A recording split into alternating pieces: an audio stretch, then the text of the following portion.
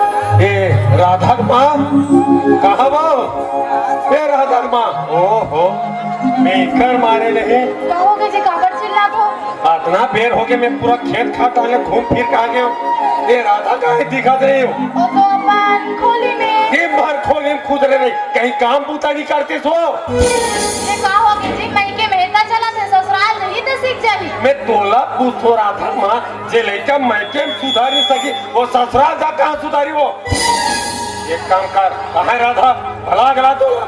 राधा ए बेटी राधा तोर बाबूजी बुला थे जल्दी आ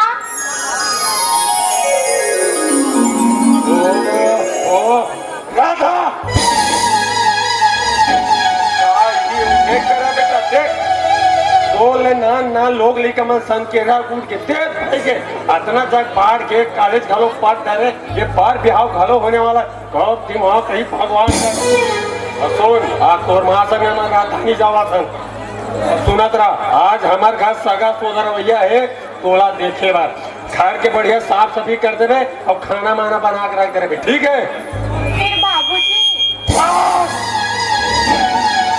कभी जाना मेरा चलो